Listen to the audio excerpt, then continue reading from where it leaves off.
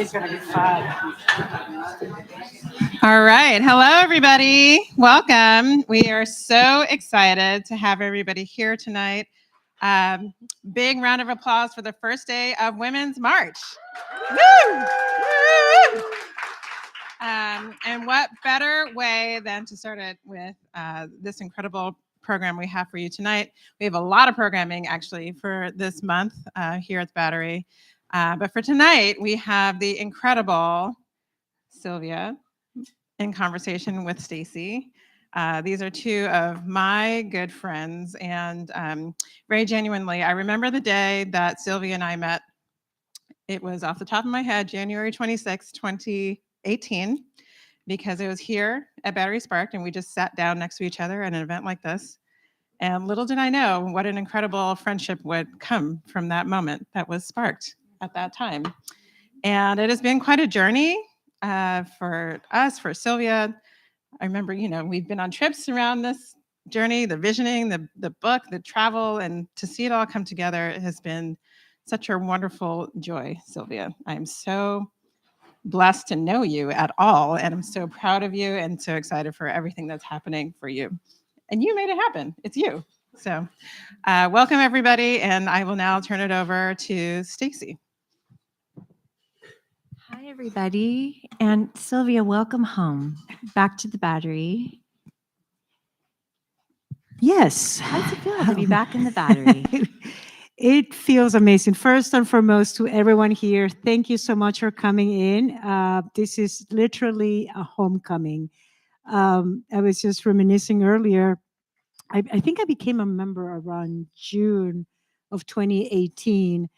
And literally, I mean, all the developments with the story, with the book and everything has been done here. Back when the library was on, I was writing the book proposal. And I used to come here because I used to stay downstairs at the gym and do my sauna almost every day, and we'll get free sparkling water. But I should have put the Battery in the acknowledgements. But no, this has been a very special community. So thank you. And it is a true homecoming. So I'm honored to definitely be here. And first day of this month to kick it off. No better person to kick off this amazing month. Well, as you know, we talked about this yesterday. I love this book so much, and I've already read it twice. And both times I had to read it in 2 days because it's so gripping that I could not put it down. Thank you. It has so much action in it, and I thought it would be perfect if you wanted to start by reading from your first chapter. Absolutely. This is when you are on Everest. You're at about 24,000 feet, and I believe the weather might be taking a turn for the worst. Yes. Just a little bit. Just a little touch. I'll grab that. The highlighted one. Yes, that one. Beauty and death are two sides of the same coin. This morning, Mike predicted the sun was going to open up later. Instead, thick cloud caps descend on Lhotse, and before I can steady my feet on the wall, the wind's shriek becomes a hollow scream. It blows divots into the marshmallow sleeves of my jacket, thwomps against the rope, whips the snow into icy tornadoes. Large hunks of ice and debris speed violently down the wall around us and disintegrate as they plummet hundreds of feet. In every Everest disaster movie, this is the scene where people die. So this is just the beginning of the book. And I wanted to talk about the girls that you took with you because they have had near-death experiences too. Yes. Can you talk a little bit about the girls and why it was important for you to take them to Everest? Yes. So the very first time I went to the base of Everest, which was a journey that I had never planned in my life. I had never hiked in my life, even though I come from a beautiful country of Peru, which immense mountains, but it had never really appealed to me. Um, and when I went on my very first trek to the base of Everest, I made a promise at the base of Everest. I remember seeing the sunrise between Everest and Nipsey. And I said, one day I'm going to come back and attempt to climb to the top under two conditions. Coming back as a mountaineer, because climbing and being involved in the area was scary, and coming back with a social cause. And there was something important about me giving back. I felt I was so privileged to have experienced something so moving. And I remember putting the promise there. And I always joke about be careful when you say something out loud or put it in especially in an open place. But that was something that haunted me for a while. And even though I said I'll come back with a social cause, I never knew what shape that was going to take. I mean, even as I promised to return and to do something that was bigger than what I had ever imagined, I was still struggling even with speaking out loud about my own abuse. I remember figuring out or thinking, maybe I would do this on behalf of something. Maybe I can carry the flag of somebody. And so it took me years, and my whole journey was an upside down. I mean, I had a lot of crashes, I have a lot of challenges, until there was this pivotal moment in Aconcagua in Argentina. I had just lost my mother. I had gotten divorced. My life was spiraling out again. I remember feeling helpless, and I decided, I told myself, I need to go and kick the shit out of a rock. And I was determined. I wanted to take all my anger. And so then I put myself into this mountain in Aconcagua, which actually the opposite happened. The mountain kicked the shit out of me. And the night before the summit, I had a massive meltdown. I remember doubting every single thing about my own purpose, about my own road, and being like, who am I to be here? And I completely just like collapsed. Luckily, my tent mate was this guy who was snoring, so he couldn't hear me cry. So I had the whole freedom going. This like, is not in the book, by the way. This no, is this bonus is not a little bit material. of the book. But it was just really powerful how I remember just really just losing it and completely just letting out all my pain, letting my vulnerability come in. And what was really powerful was the next day, I was lucky to summit. But the night after the summit, my vision came very clear. And I remember almost like feeling a voice telling me, you need to bring survivors of sex trafficking and sex abuse for them to experience to experience the healing that you have been receiving in nature. And it was amazing how clear the purpose became to me. And so that was kind of my missing piece in this whole journey. And also in my whole, like when I was hearing the voice, it said also, get your act together. You need to do this. Don't keep pushing it on the side. And that was something so magical. And I've always, and that's what I'm so proud of the book. I mean, my relationship with climbing, my relationship in nature is very sacred. Is very much, I go always with a beginner's mind, and it's very humble. And I think that is one of the gifts that has allowed me to receive so much. And so what was powerful for me is having my vision clear. Then it was very easy to put everything into action. And unfortunately, there are too many yes, girls yes, that need this trip. Unfortunately, I mean, in Nepal, I had no idea how sex trafficking was affecting so much of the region, not only Nepal, but India and in many places around the world. And now we're seeing it in so many areas. But what was very powerful for me is also understanding how important this would be for these young women. And that's when I came across this incredible group of young, courageous women from Shakti who at the end taught me so much, which is the beautiful part of the book. And that's what makes that journey and the way that we shared on the book so special. Silvia was a little bit like a mother figure to these girls that she's shepherding on this experience, this incredible experience. And in fact, motherhood is a really big theme. Yes. And I love there's a line where you say mother is a verb. Yes. I mean, it's really powerful. Can you talk a little bit about your mother. She's such an important part of the book, and obviously an important part of your life, and some of the secrets that you two kept. Yes, I mean, I had, unfortunately, and I, as you were kindly referring to me, just as any mother, we are all human. We have our flaws. Unfortunately for my mother, I think she was a victim of circumstances. And, in a very patriarchal, male dominated, a lot of poverty, a lot of racism society, she suffered quite a bit. And for her, finding her identity was very complicated. And unfortunately, when she met my dad, she felt she was going to be able to change him, which is, a big mistake. Sometimes we think we can change a person. Yes. And instead, my mom was trying to kind of, be a mother, and, I mean, when my mother lost my grandpa, she was married at age 15. And by age 16, she started having children. She was a child herself. And when she had her first divorce, she didn't know how to be able to balance, trying to keep raising her first children. And when she met my father, I mean, unfortunately, my father was so close-minded, very possessive, and pushed my mother to choose between a new family or her old children. And so my mother had to run away whenever she could, to see them. And it was complicated. And I think for me growing up, she still was quite a loving, caring woman that was always a flash because she was always running into multiple places.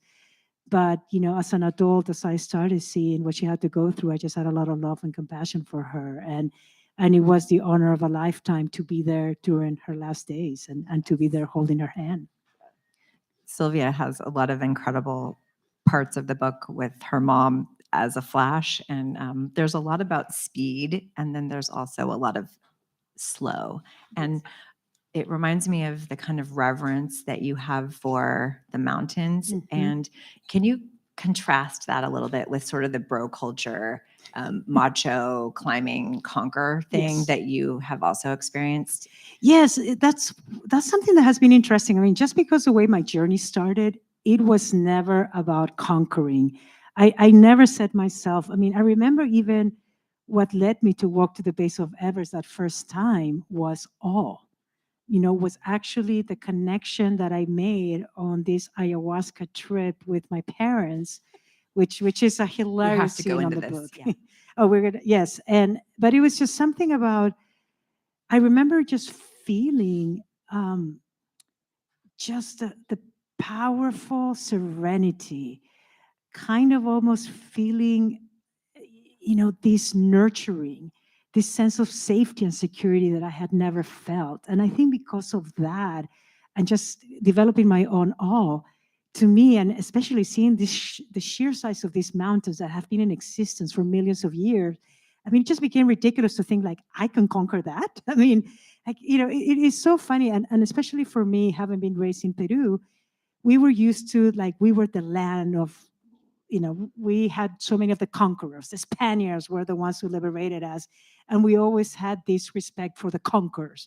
And I think I grew up to have a little bit of an allergy against that word. So remember, for me, I think that very first trip kind of put everything into perspective about using the word conquering versus what about if we commute in balance. And that is, I think, what has made me, has put me in a very different path with many of my peers. And it's just been interesting. I mean, I can't change everybody's opinion. I just let them be. And that's what, especially when I share my own Everest journey in the book, it's just funny to see, this group of men, literally some of them going into the mindset and see how the mountain reacts to them. That was an incredible part of the book. So Silvia is, with a group of gentlemen who are extremely talented and capable and physically fit and confident. And then they just start dropping like flies and they get airlifted out one after one, or they have to go down, or they change their mind. Yes. And then Sylvia's just, quietly plugging along, taking baby steps with the Yeah. crampons. Yes. And, I think what it is interesting, I mean, I think I tend to be more of like this quiet leader or silent leadership. And I think it's just part of, my DNA, which is also, I think actually to me, that's the scary kind of leadership, because you just don't know what, and I call myself, I have endurance, I don't have speed. So, I'm not here to break any speed records, but I know, and especially with women, we do have that capacity. I mean, our endurance capabilities are amazing. And so, and it is interesting. I mean, it's when you let the ego, you just almost like get out of the way of the ego. And I think for me, I remember, every morning I will go and I'll do my prayers. I will have reverence for the temple, for the puja temple that we left. And I remember taking every day, just knowing that it could be my last. And I think just made this experience more special. I wanted to ask a little bit about your childhood, because I think it's important for the rest of the story for everyone to know that you had, your mom had this family that you didn't know about. You thought Yes. it was your cousins. It was actually your half siblings. Yes. And you had, you were alone a lot. And you want to just, lay it out? Yeah. I mean, what was really unfortunate is, my mother was put in a position, in a no-win position, when my father, prohibited her from visiting her older children. So my mother had to sneak out and try to be a mother to them. And she left me in the caretaker of my abuser. And that was something that was really unfortunate. Um, and it was hard for my mother. I mean, and this person told me that my parents told them to, we're behind this. And when you are a little kid, you just want to trust and you follow what people say. And so, And it was always a secret. Yeah. Which, this book is the antidote to that. Oh, yeah. So bravo. This book has gotten me into trouble because, not all my family is very happy, because I just felt, secrets, unfortunately, for who do we keep them? And this was my opportunity of shatter them. It's an opportunity of liberating them, liberating myself from them, and allow me to find my voice, which I've loved. With a lot of people within the Latino communities have been so supportive about it, being like, this is, I mean, exactly, we are told so many times, like, shh, don't say anything. We don't want to, you don't want to have other people think this and that. And for who? Right. And who? yes, Exactly. so it's been a beautiful reflection. I wanted to ask a little bit about your time in San Francisco, because there was a lot of high and low in that part of the book too. You come to the United States for college, and by the way, this is an incredible part of the book. I highly recommend the book. After you go to college in Lancaster, Pennsylvania, The the heart of the Amish spoiler country. alert. Yeah. Right. You come to San Francisco during the .com era. It's a really sexy time. You have this incredible startup job. You are clubbing. You are on this amazing, Latina soccer club. Can you just talk a little bit about burning the candle at both ends? Because I think this audience might identify a little bit with that. Yeah. I was laughing because literally what got me to San Francisco, I kind of started realizing that I was gay. And I came here during Gay Pride and I saw the parade and I went like, oh, wow, I need to move here. I almost was about to move to New York, but I didn't see the parade in New York. I didn't know they had a parade there. So if they might have had a parade in New York, who knows what the story might have been. Lucky us, right? We got Silvia. But it was the parade here that I remember even feeling like, oh, they can do that and they're not burning, like, they're not going to hell. And so that was the impetus. My mom was, both my parents, especially my mother, was very vocal, very, very anti-gay. And so that was almost the secrecy. And the irony, the sad part is that I wanted to explore being gay. I knew I didn't have the support of my family. And so that also led me to kind of do it from an underground and feeling, well, if I've had so many secrets in my life, adding one more is not going to hurt. And that, unfortunately, it's just going to be bubbling over at this point, right? It was really unfortunate, but I remember starting here. It was a startup, Sky Vodka. It's barely 12 of us in a little office on Van Ness and Lombard. And as we were up and coming, we're getting access to all these events. And I have just moved from the heart of the Amish country. So for me, I'm like, oh my goodness, this is America. But because also of my trauma and my shame about my own abuse, that I I kept trying to hide it. I think alcohol became an unfortunate medicine that, and the fact that I was I remember just being almost ashamed. I called myself a survivor, but I didn't share it with a lot of people. So I started numbing my pain with a lot of drinking. And I think, the fast pace of life here, I mean, at the time with the dot-com was very inspiring. Things were moving. And I remember I wanted to be part of it, but because I really didn't have a lot of wholesomeness, it was really tricky. And I think that was the very beginning of my addiction beginning. And then you kind of hit rock bottom. And, there's a really incredible scene that you guys got to read it, where your brother finds you and it's not pretty. And he calls your mom. Yes. And then this leads to this fateful ayahuasca journey that you have with, of all people, your parents. Yes, it is a Can powerful. you talk about that? Yeah, I mean, like, who does ayahuasca with their parents? I mean, like with your mom and dad. It was very. I mean, and what was unique is that both my parents were not big. I mean, they definitely were not big into drugs or anything like that. Not New Age. I mean, if anything, close conservative, very very Catholic. And then we have this journey for them to. I mean, actually, my mom had done ayahuasca. One of my close cousins who was a doctor had lived in the jungle, and she did it, and it brought up a lot of answers for things that had not been closed. But I remember taking this, and I love how the way I approached ayahuasca was, okay, I can possibly go and do this thing and find out who are all the negative forces behind my life. Who are all the negative people that want my demise? Yes, it's just like, let's go get them. Let's go get them. Let me see their faces. Let me see who are all the people that are causing this much pain. And instead, in this powerful vision, what I see is me as a little girl, the little girl that had gone through the abuse, shivering on a corner, the little girl that I had been trying to erase, that I had been trying to ignore. And all she wanted was to be hugged. And I remember seeing myself as an adult and hugging this little girl. And as we're doing that, then we hear rumblings, and these mountains form out of nowhere.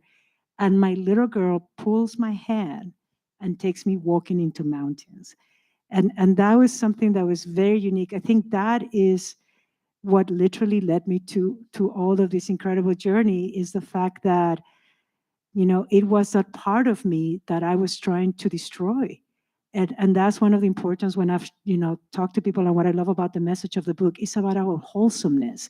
That is a power that we can do. I mean, and for all of us, even though it's a story about climbing mountains, it's a human story. We all have had our challenges, but what I've seen and while writing the book, what came very clear to me was, the fact that I had been trying to destroy something that was so critical in my life, even though might not have been the happy moments, and even though we cannot change the past, we can be able to connect to it, and just bring in the wholesomeness is literally what led me to this journey.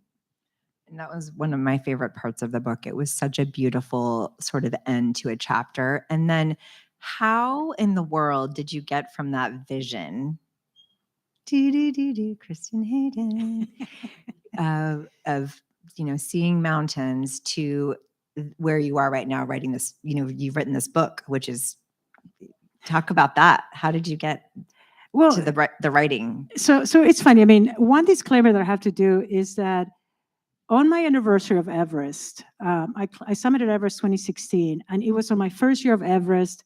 I was about 10 days shy of going to Denali to complete my last mountain. It had taken me 3 times, and that was the last one that I needed to do to just close the loop on the 7 summits.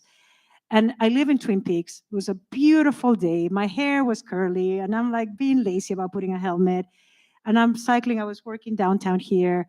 And I'm like, I'm going to go on a bike ride. I've cycled to work so many times. And coming down, and I jokingly call it the corner of Gay and Gay, Market and Castro, a truck kind of almost runs me over. And as I try to avoid it, I fall into a ditch. And I hit my head really hard.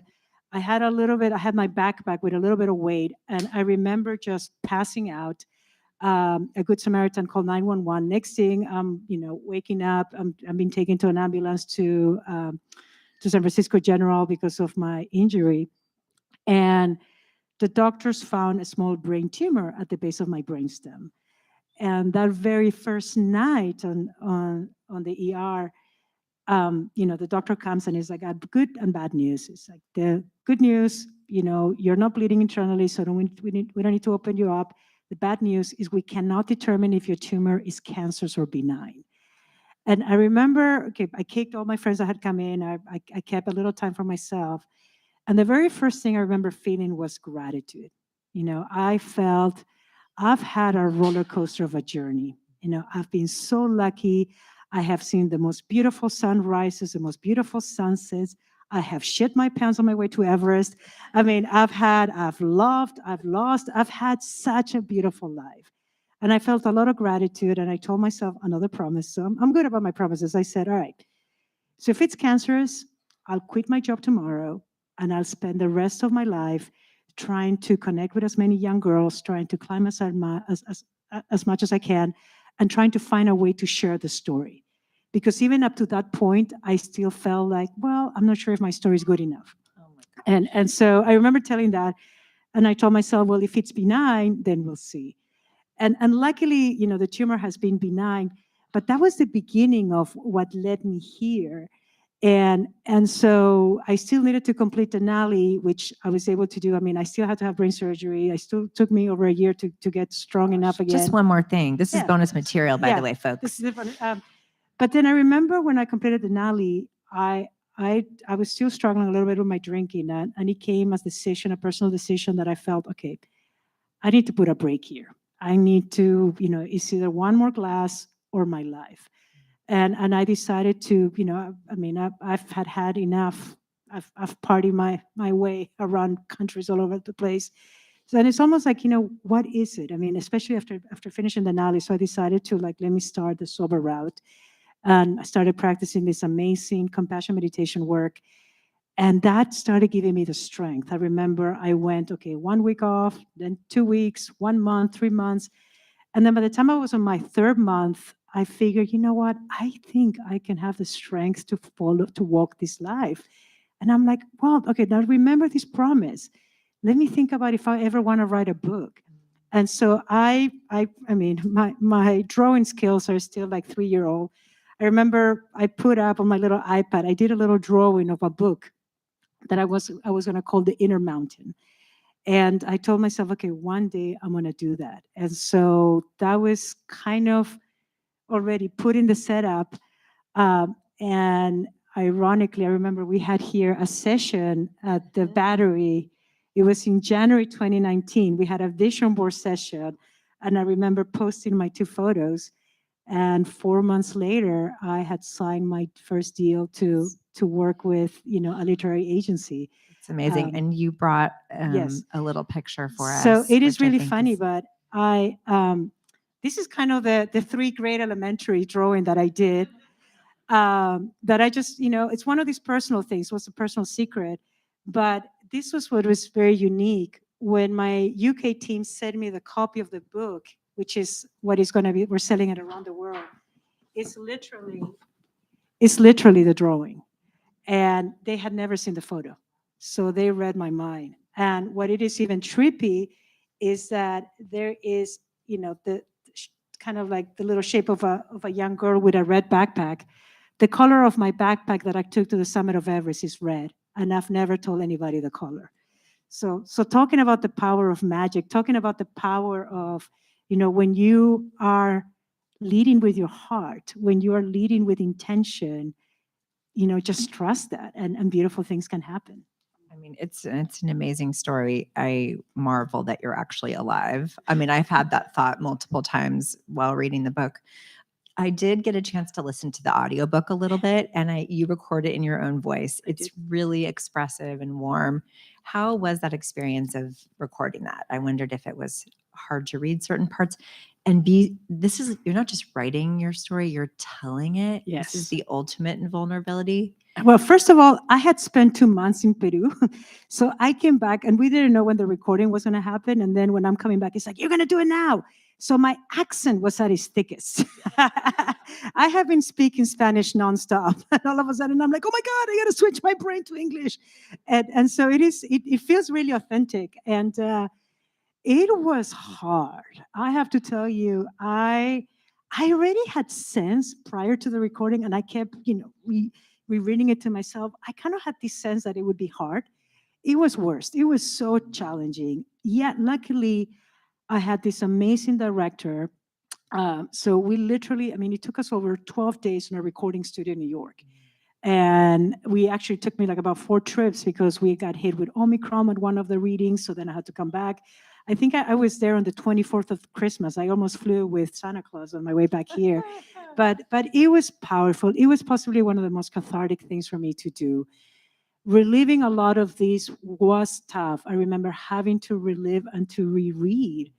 I mean, the abuse was difficult, but I knew that this was going to touch somebody. I knew that somebody was going to be able, I mean, this was going to open up into the heart of someone who's possibly kind of struggling in silence. So that was what kept driving me. And some of the scenes as well were hilarious to share. Yeah, too, it's so. true. You drop all these one-liners, which I love. It's Sylvia will say something really meaningful and Yeah. difficult to read sometimes, and then she'll put a joke in. Yes, And well.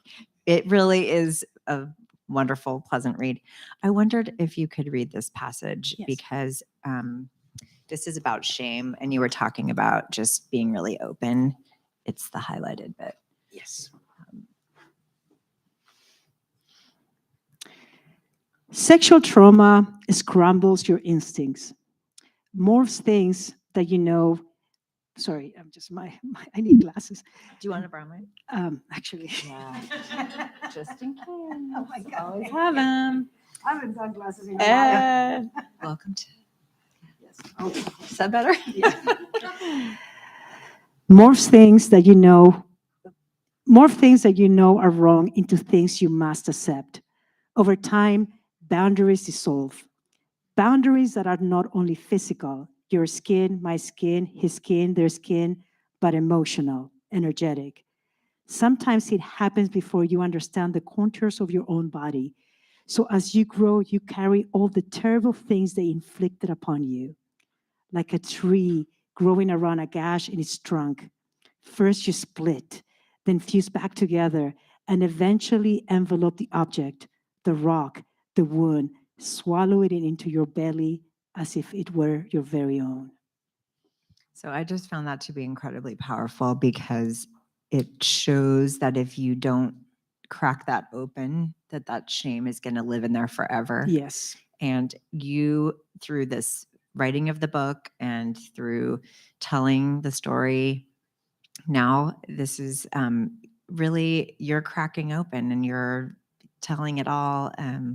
How does that feel? I literally feel writing this book has saved my life. I mean, it's liberated me of the shame. If anything, I walk with the biggest smile. I mean, writing it was challenging. You know, I would go through therapy sessions. I luckily had my therapist, and my 90-minute sessions, I'll be like, okay, the first 5 minutes on all the BS that people are bugging me. Let's get rid of the things, the daily nuances. And then we'll literally just deep dive into a lot of this. I mean, and I'm very grateful that I had a lot of help. There was a village that kept supporting me to bring this out. I didn't want it to be shy of it because I knew there are people who are suffering in silence. And I'm so proud that it's come out across as raw, vulnerable. It's not an easy read, but it's a powerful one, and it's a very inspiring one. It really is. And clearly there are some famous people who are agreeing because Selena Gomez will be starring as you in the film version Yes. of the book. So can you talk a little bit about how that feels? It and are you feels- guys like besties now? Well, you know what? It is really funny. I think she was just, she just did, I think she was presenting at the SAG Awards, and prior, I think she was walking on the red carpet, and she has these massive, huge heels, and I think she tripped a little bit, and then she stood up, and I was like, oh my God, I'm a klutz. And so there was this. We're the same. We're the same. Oh my God, we're the same. I am really, I'm humbled. I'm honored. I mean, this has been on the works for a while, and I have to tell you, when I found out, it was really funny. I was in Peru. I was in a remote village. I've been working with these amazing young women, and I hadn't visited them. This is right before the pandemic. And I remember I was in this remote place. I was attending a little festival, and then my phone starts ringing, and it was my agent. And I'm like, you know what? I can't take this call right now. But if she calls me 3 times, that means that I got to take it. So I remember taking it, and there was no electricity. And my agent is screaming. He's like, "Oh my God, Celine is in!" And I'm like hearing the noise of a goat and like some stuff. And I'm just like, "Wait, who? Celine?" I'm like, this Selena.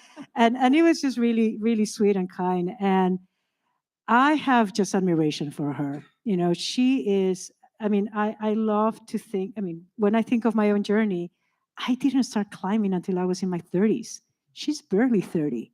And I think the biggest requirement was the vulnerability. I mean, I wanted somebody who was going to be able to, you know, not be afraid of bringing their emotion, of having the heart, and, you know, her life herself, what she's done is incredible. I mean, she's been very upfront about her mental health issues.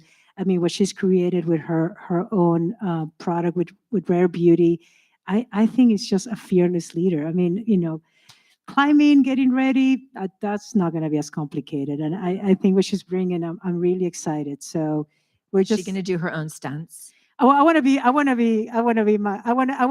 stunt double. I want to be her Oh my stunt double. gosh. So I have to get back in shape. So we'll have to see. But I've met her managers. I mean, we're trying to finalize the script, and the script is 100 pages. The book is 308.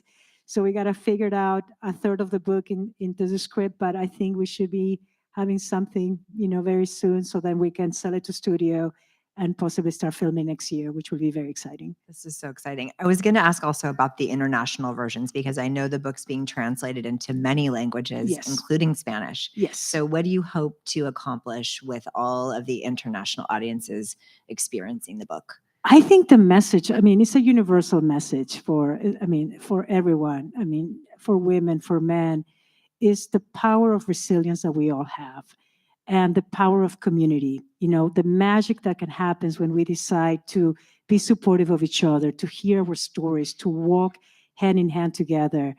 In Peru, I am so excited. You know, I'll be able to record the audiobook in Spanish. But what is amazing is that we're going to launch a whole campaign with the Ministry of Women to be able to create workshops that deal with women who have survived abuse and be able to show them paths. And so it's becoming like a big female empowerment part. And what a dream for me, I mean, to be able to do that in my country.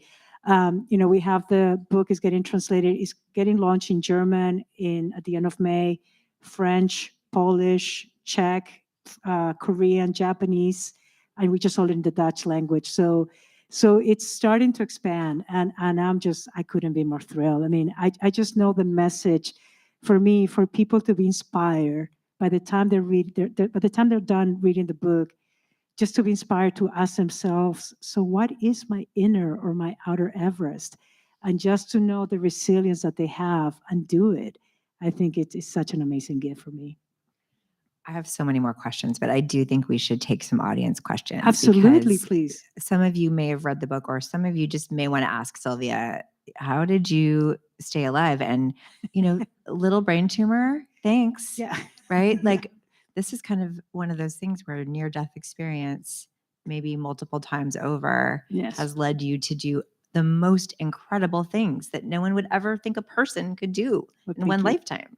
Well, I'm grateful to have this beautiful opportunity. I mean, one thing that made me sad when I was writing the book is to see how hard, I mean, like the multiple times that I was trying to, you know, to get myself out of here. And that's what has been so healing. And that's what if anything, I'm walking with such a big smile and excited. And it's an amazing dream and opportunity. But thank you. You have a lot to smile about. Do we have any questions? I don't know if don't be shy. Yes. Keith. Oh yeah, you go. Silvia, first I got to say I'm so impressed with what you've done. 7 Summits is awesome. Yeah. Okay, I've got a mic. I guess my question might be, of the 7 summits, you know, most people might assume that Everest was the most difficult, but did you find that was the most difficult, or What was, of the 7 summits, what was the most challenging? And what made that particular summit so challenging? Do you have a little story maybe about, some challenge on that summit? Completing Denali was my most difficult because it took me 3 times to do it. And on the 3rd time, I remember literally going in, just to stay as long as as I actually could. And on our push to the summit, we also, Storms and I, we have this relationship. I need to do some healing with the wind, I guess. But we almost got blown, and I hope I'm not going to get too crude here. But it was funny that I was also on my period, and there's a funny scene of my period on this book. It's a very funny. It is a very funny. I did not ask you about that. Yes, Isn't that tasteful of me? It's a very funny scene It's there. very funny. But this analysis, what it is hilarious is that we get caught up on an unexpected storm because I'm there with 2 friends. I'm not there with guides, and there were 2 Argentinian friends who I had met in Aconcagua, and we're attempting it. And next thing, we're getting blown left and right. And usually in times, sometimes of duress, like my period, will disappear. But because of fear, it started blowing, and I started feeling it more and more. And what was really funny is like, oh my God, I'm going to die. I'm going to get blown off this mountain. And people are going to be like, oh my gosh, she bled to death. No. She was on her period. And I thought, just as I have a very embarrassing scene with Everest and, pooping myself, it was almost like, oh I didn't God. ask about that either. Yeah. So I thought it was just very humbling in terms of, because you have to be so present. And that's one thing I've loved about mountains, that, I can really be, too hangover. But that was something very special, in actually, and it's still, by the time luckily, I remember I had to be like crawling up to the next camp. But yeah, I think it just made it more enjoyable, just knowing that, okay, that's not stopping me. But yeah, it was quite memorable to do that one.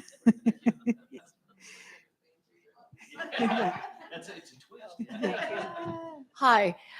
So you said you hadn't really hiked before. So when did you start hiking? You live in the Bay Area. We've got fantastic trails and, some that are pretty good and steep that might prepare you. So when did you get interested in that to prepare yourself for your first trip to base camp, which is not for the faint of heart? Well, I'll tell you, I'll be honest. I literally went to the base I did the base camp trip without zero. I hadn't even discovered the hikes here. I was just following this vision. I kept. Well, but I will tell you now, I did all my Everest training in Mill Valley. Tennessee Valley. It is the perfect ground. I would actually pull my tires. I would carry my big backpack.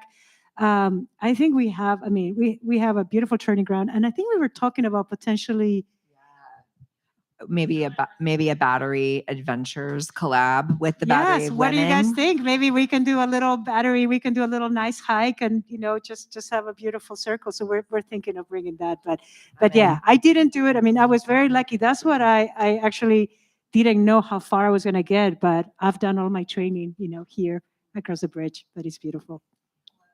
Yes. Primero que todo, okay, sorry, did I speak loud enough? Okay.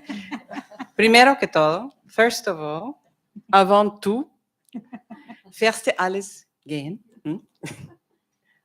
I truly congratulate you. You're a remarkable human being. Yay. Should we clap for that? Let's clap for that.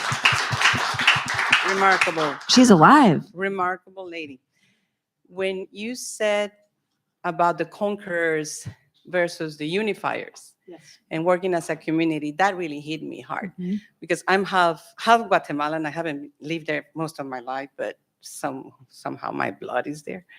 And the conquistadores, I don't have a particular admiration for them. I don't. But saying that is the first time that I hear someone saying that out loud, Mhm. and it is hitting me. It is true. There's nothing admirable on that. And there's nothing more reconnaissant. I wish I could. Can you help me with the word in English? Reconnaissant. Awareness. acknowledge the unifying the communities. That is, ooh, I have chills. Okay, that is really fantastic. And I think the walk, doing like a battery walk, a battery hike will be part of that Yes. community unifying. I think that would be a fantastic idea. We're starting with that. I'm happy. I'm around in April. My North Pole trip got canceled, so I have a little time so we can put yeah. it together. Do you want to talk a little bit about that? This is really interesting. And we wanted to also acknowledge that it's the State of the Union right now, and there's a lot of challenge in the world. Can you just talk about why your trip to the North Pole was canceled? Well, the trip is managed by the Russian, and there's, even though I was there in 2019, and it was interesting. I think I had a very unique view of kind of seeing some of the relationship. So the North Pole trip has been in existence for like over 25 years. And the company that's managed it has been Russian. But over the last several years, there's been a little bit of infiltration of the military, and they've been holding a lot of training grounds.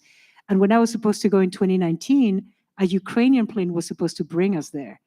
And they found out that the Russian army was doing some of this work, and they rejected taking us there. And so the expedition got canceled. And then we had the 2020 pandemic that has hit. And literally that came up for us to do. We were trying to determine, but I took my name out because of what's going on right now. I just don't feel, in the right conscience to do it. There are other ways that'll be a little harder, but, it's patience, and, I'm in no rush. But, and as we were talking with Stacy yesterday, the current state of events have been tough. Yet, and that's what has been so special about tonight. We're creating a little community. And I do, any way that we can help collaborate, even speaking out what we feel is a way to contribute. But yes. Do we have other questions? Yes, we have. I haven't read the book, and I can't wait to read it. You're a remarkable person, a remarkable woman. Thank you. One of the themes, though, I sense tonight is forgiveness and the ability to move on. And I'd be curious about whether it's your faith, therapy, a combination of those things that got you to where you are. That's a great question. I actually, what I did as I got sober, a dear friend of mine, he's a neurosurgeon. He wrote a beautiful book, Jim Doty. He's a member of the Battery too. It's called Into the Magic Shop. And when I was starting my sobriety process, he asked me to take this class at Stanford called Compassion Cultivation Training. And now they have it online. And it was the very first time that I learned how to give myself compassion. I had realized that it had been easier for me to give compassion to others, to care about others. I even hid my own shame and even my own addiction through the fact that I was helping others. From the outside, it looks good. And discovering giving myself compassion was possibly the biggest gift, and as is what has led me to this journey. I was able to really learn how to forgive myself, and there is a beautiful scene in the book, which you already see, and that's what's so beautiful about the book, that I'm able to bring, some of my thinking now and being able to put into perspective. But there is a scene that was very powerful in which I needed a hug, and there was no one. And I found my oxygen tank and I hugged it myself. And that is literally what I learned with this compassion cultivation training, is allowing myself to do this. And that is what has been so life-changing. So I highly recommend it.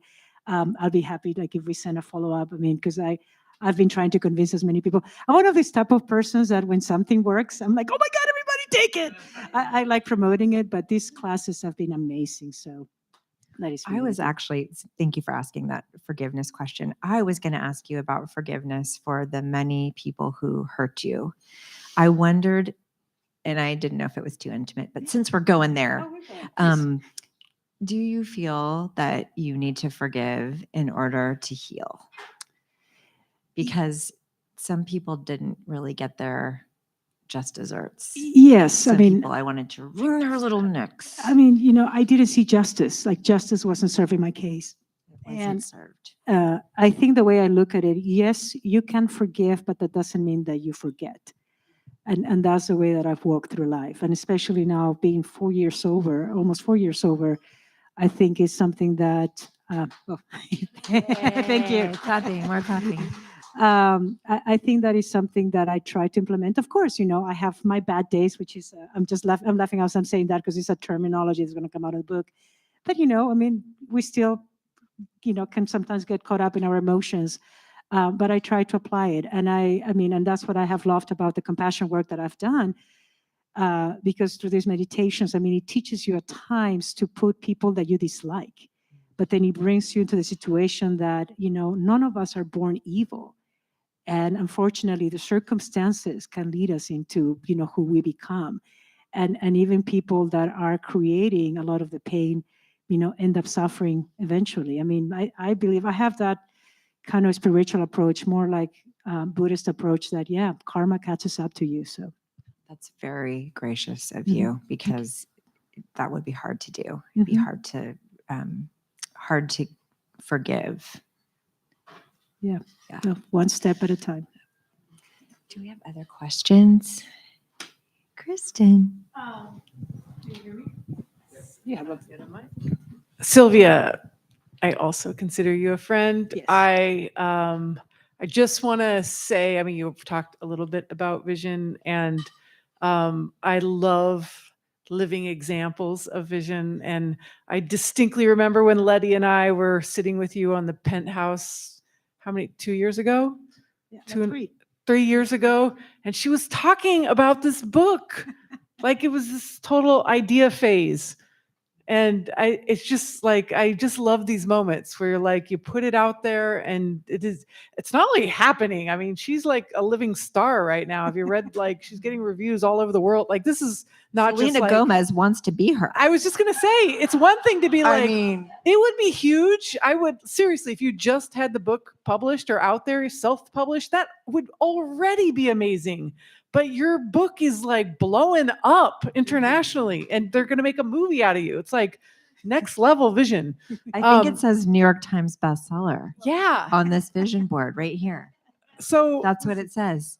of course, I do want to ask you about Elizabeth Gilbert's endorsement, if you care to comment. That's a pretty big deal.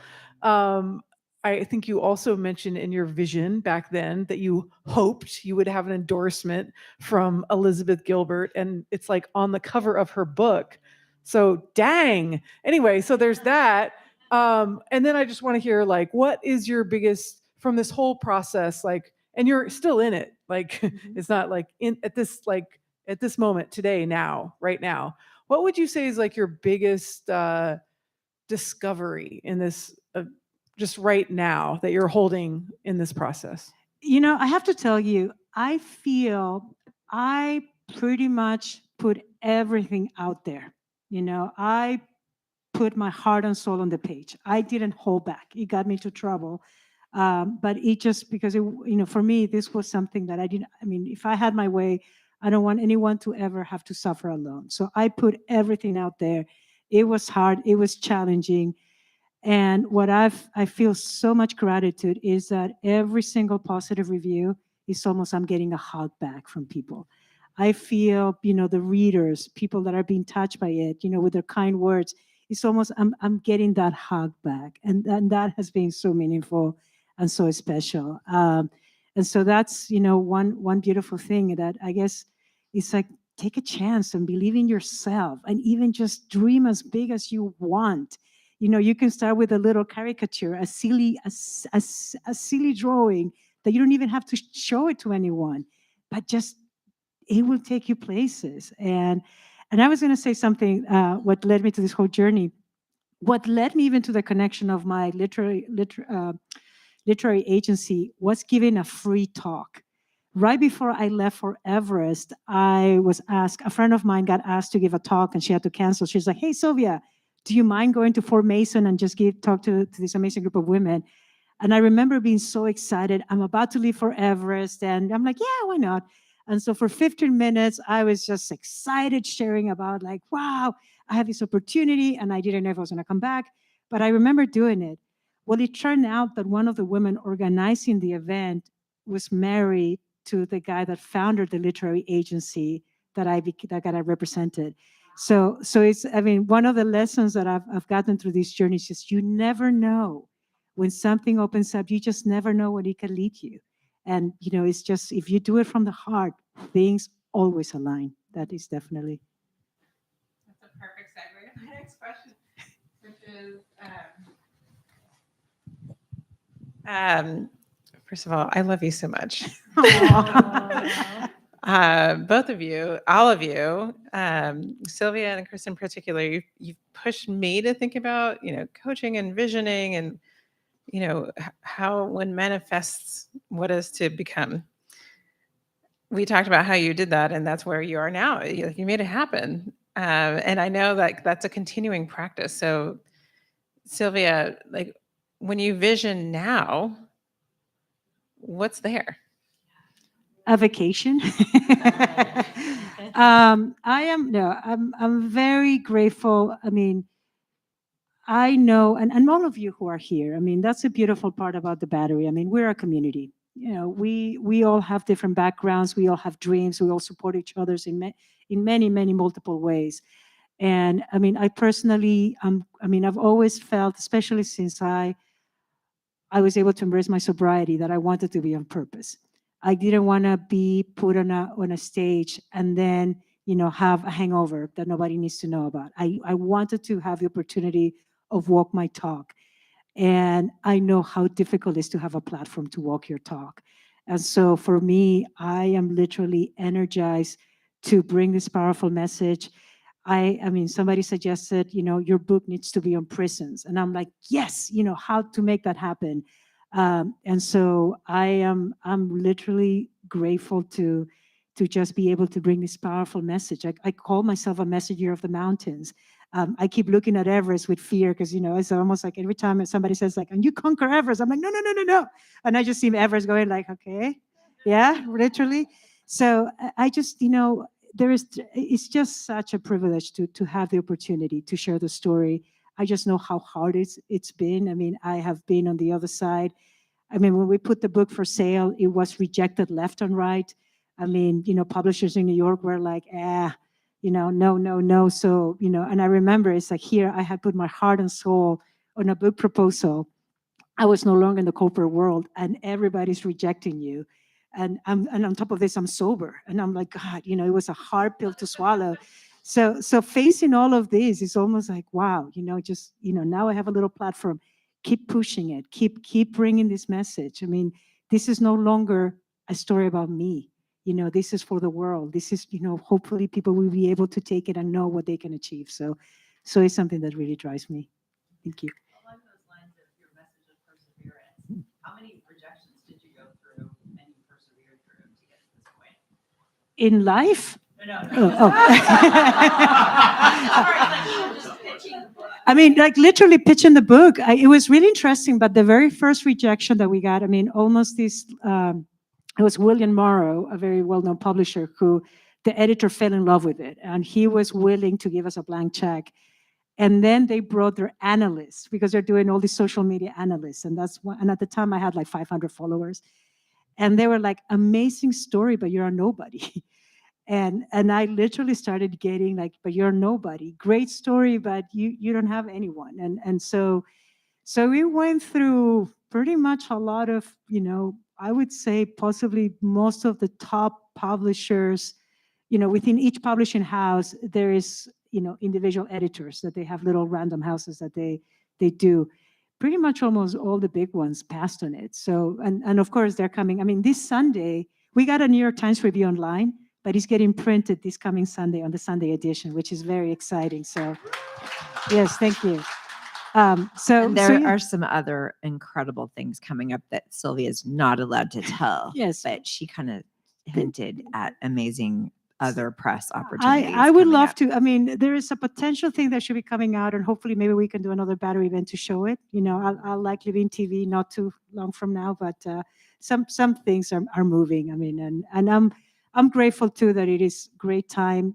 My film agents, my TV agents, they are willing to walk the talk of bringing diversity, and I think I'm in a good space. Like looking the way that I look. So.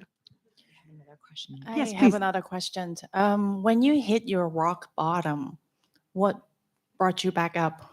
What is your North Star? Number one was asking for help. That literally, I think, was something that surprised me. When I really hit rock bottom, and it is, I mean, it might sound redundant to say it, but it is amazing whenever, especially when we're so hard on ourselves. I think hitting my rock bottom, just feeling that I couldn't hide anymore and asking for help was my biggest North Star. And even when I reflect back on the book, and if you see on multiple scenes, there's kind of a line in which, like letting that vulnerability, instead of seeing it as a way of just weakness, but seeing it as a release and then asking for help and expressing, that has been my inspiring North Star. Yes. I found it remarkable that you just had so many problems and you just kept getting up and getting your shit together and going on. And that was remarkable to me. And I wondered if there is some special thing that you think you have in you that allowed you to summit Everest. Like, why you, when all those dudes, the Navy SEAL, why did they fall to the side? And there you go. I mean, the irony, I had self-doubts left and right. I mean, I remember, I think it's humility, to be honest. It's literally what I've learned is humility. And that keeps me, I mean, I think being at my age right now, the fact that all of a sudden all these opportunities are open up to me and I'm like, wow. And it's just walking, I think I laugh because I sometimes picture like my little girl inside, she's going like, I just wanted to walk in a mountain. What's going on here? And I think it's just, okay, being humility. I mean, knowing that I have a purpose and I'm being of service. I think it's right now what is driving me. I think it's very generous that you didn't plug your foundation in the book. And I Yeah. think you should plug it right now. And I also want to make sure to not forget that we have Books Inc. here who is selling books tonight. And we would love to support them. And Silvia has kindly offered to sign books after Yes. we finish in a moment. But can you just tell us a little bit about the foundation and where you think that's going before we Yes. close? Yes, and I was being very conscious about courageous girls. I mean, about really, talking a lot within the book, because to me, this was more about the whole journey, and being able to bring as many along. But I still have my nonprofit, Courageous Girls. We have projects right now in Nepal and in Peru. In Nepal, many of the young survivors who first were on the trek have become trekking guides, and we are about to launch trekking trips. And it's been amazing to see how actually one of them, who is on the book, wants to climb Everest. So we're working through that part, which I think will be. Ravina. No, is actually. Sorry, I have to get technical here. These women, by the way, Yes. women that were on this journey, I'm so blown away by their bravery. Yes, and actually, what we're doing is I'll spill a little bit about the film. So, we might not focus on the story with the girls yet because it's too much. But what we're thinking is to make a limited series of how the young Nepali women liberated themselves, which to me will be so inspiring. And I'm so behind it, to have them become like their own, the executive producers. So that's in my little list of goals. But their story is just so incredible. So the youngest The one, gate. yes, Wait, sorry. Yeah. Yes. No, but it is exciting. So actually, it's so funny because we had to change. So I wrote the book with the real names, but I translate, like I got rid of the real names for protection. So I always get confused. But yeah. But it's the youngest one of the cousins. The youngest one is the one who wants to do it, and she's going to do it, and she's going to have the support. But right now they're going to start leading trips around. In Peru, I've been working with 20 young women who had been sexually abused by their elementary teacher about 6 years ago. I put them through a high school education, and now they're about to start college, so that's exciting. And here in the US, we are relaunching Courageous Girls. We have a pilot project that we're going to launch in August over the summer that we still are finalizing. But, it's literally for us to have this opportunity of just showing the healing powers of nature. And this, this idea that just somebody threw at me, about making the book available in prisons. I'm just like, why not? So yeah, so it's still growing. I'm just excited. It's a little full plate. So I kind of have a feeling that Sylvia might have more than 500 followers on social yeah. media in just a very short while. Just a little Sylvia, bit. thank you so much No, for your generosity, for your, it was amazing to speak with you. Thank you. And thank you all of you for being here. Thank you.